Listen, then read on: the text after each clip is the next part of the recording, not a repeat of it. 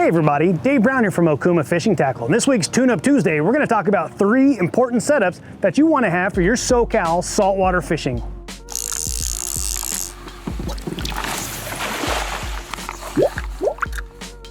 Now, as we're in springtime, one of the favorite things I like to do is throw surface iron. Live bait and surface iron, 2 of my favorite things to do, especially when the yellowtail are around, white sea bass, calico bass, anything else. You jump on these local boats, half day, 3/4 day, full day, overnight, day and a half, 2 day, all that kind of fun stuff. These are 3 setups you want to have for that. First one, I like to have myself a nice surface iron setup.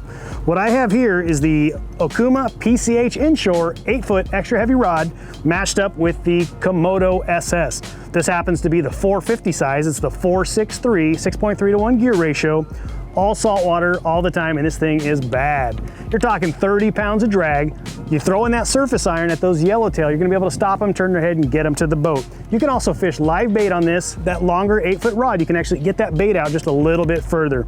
That's setup number 1. I always have something for the surface iron and the live bait up on the top if I like to. The next setup I like to look for is I'll bring myself a star drag reel. This happens to be the Tesoro. This is the Tesoro 12. These are high-speed reels, but it's perfect for dropping down to the bottom if you want to put a dropper loop setup or fly lining bait. Being a star drag, you can pop that thing in there and you can really get your baits out far.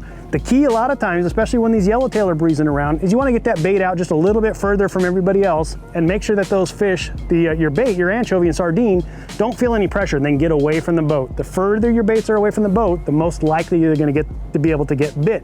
So that Tesoro star drag, perfect for that. I've got this matched up on a 7-foot heavy PCH custom rod. That's the Tesoro 12 and the PCH 7-foot heavy boat rod. Awesome setup. Like I said, you can do dropper loop, you can drop down to the bottom, fish that white sea bass, fill it full of braid, you can cut through all that kelp and everything else, but a great little setup. Setup number 3 that I always recommend is having a leverdrag reel. This happens to be the Cavalla 12. It's a 2-speed reel. If you come across some bigger fish, it's great to have that little bit bigger reel, but if you're not going for tuna or anything else, it's a perfect setup to just get your dropper loop going. Set this up, heavy weight, set up a couple of dropper loops and keep this thing down on the bottom. A lot of times those fish are circling around the boat, all that chum's getting pushed out there, but those fish are gonna be hunkered down towards the bottom. Drop this guy down, be ready to go, and you're all set. Dropper loop setup, but then of course if you do come across some big fish, maybe you're crossing the channel and you see some tunas and some different yellowtail, anything that are breathing, even kelp patty fish, you can really load this guy up with heavy line and get it out there for those big fish.